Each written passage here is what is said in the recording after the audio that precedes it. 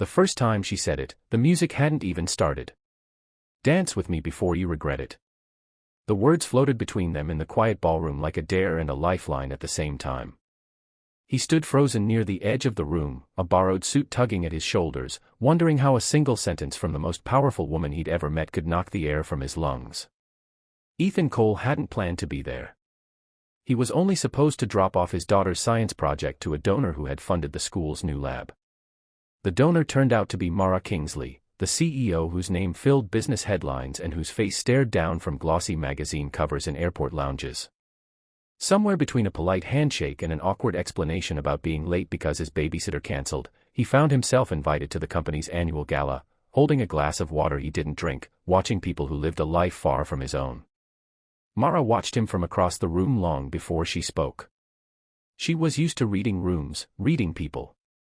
Boardrooms taught her that power often hid behind stillness. Ethan's stillness was different. It wasn't confidence. It was caution. The kind built from years of choosing responsibility over desire, of counting grocery money and bedtime stories instead of risks.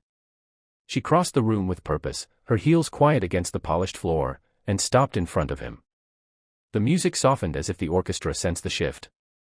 She met his eyes, steady and curious, and said it again, softer this time. Dance with me before you regret it. Ethan almost laughed. Regret was a luxury he couldn't afford.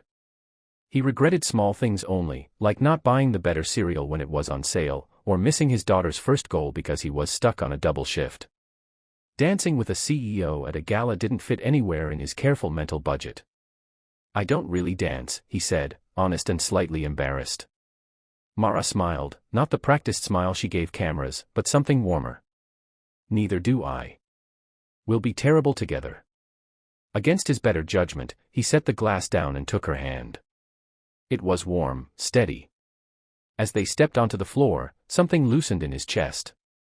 The music swelled, slow and forgiving, and they moved not with elegance but with intention, matching each other's awkward pauses, finding a rhythm that felt like conversation. As they danced, the world narrowed.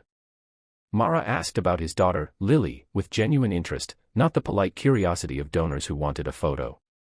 Ethan spoke about morning routines and bedtime fears, about the way Lily asked too many questions and how her laughter filled the small apartment they shared. He didn't talk about Lily's mother until Mara gently asked, and even then, he kept it simple. She had passed away 3 years earlier. Cancer. Fast and unfair. I stopped dancing after that, he admitted, surprising himself with the truth. Figuratively and otherwise. Mara didn't offer sympathy. She offered understanding. I stopped too, she said. Just in a different way. They danced until the song ended and then into another. People watched. Whispers followed them like shadows. The CEO and the unknown man. The single dad in a borrowed suit. The fairy tale pairing that made no sense. The challenges didn't wait long. The next morning, Ethan's phone buzzed nonstop. Photos of the dance had already spread. Comments ranged from romantic speculation to cruel assumptions. Some called him lucky. Others called him a gold digger. One headline asked if the CEO had found a new charity case. At work, the whispers were louder. At Lily's school, parents glanced at him differently. Ethan felt the familiar weight of judgment settle back onto his shoulders. This was why he didn't dance. This was why he stayed invisible. Mara faced her own storm. The board questioned her judgment. Investors wanted reassurance. A senior executive suggested, kindly but firmly, that public distractions could damage the brand. He's not a distraction, Mara said, her voice calm but unyielding. He's a person. Still, the pressure mounted. The world that celebrated her success had strict rules about who she was allowed to be seen with. Loving power was acceptable. Loving humanity was risky. Ethan tried to step away. He sent a message thanking her for the dance, for the moment, and explained that his life was complicated enough. He didn't want to be another problem she had to manage. Mara read the message twice, then once more. She didn't reply right away. Instead, she drove to the address he had reluctantly shared, the modest building where his life unfolded in small, brave increments.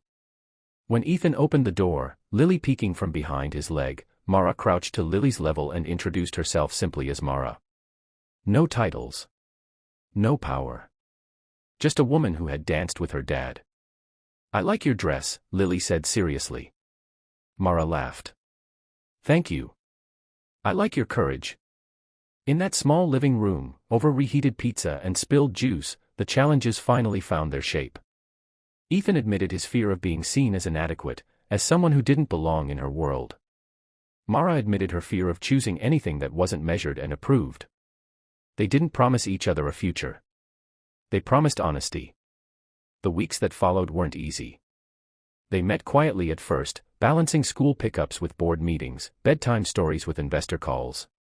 Mara learned to cook simple meals. Ethan learned that silence in a penthouse could be lonelier than noise in a small apartment.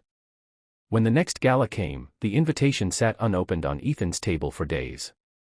Memories of whispers and headlines pressed in. On the night of the event, he almost didn't go. Mara waited by the dance floor, not knowing if he would show. When he did, wearing a suit that was his this time, she felt something she hadn't felt in years.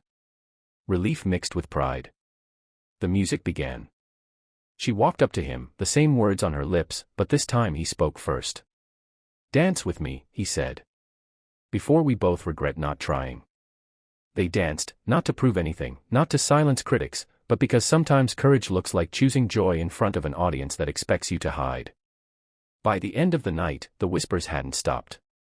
But neither had they. The message they left behind wasn't about romance between different worlds. It was about permission. Permission to step forward despite fear. Permission to dance again after loss. Permission to believe that responsibility and happiness do not have to cancel each other out. Ethan went home that night and danced with Lily in their living room, laughing as she stepped on his feet. Mara watched from the doorway, knowing that success had never felt like this before. Sometimes, the most powerful decision isn't made in a boardroom or a headline. Sometimes, it's made on a dance floor, when someone looks at you and reminds you that regret often comes from standing still. And sometimes, the bravest thing a single dad and a female CEO can do is move, together, when the music starts.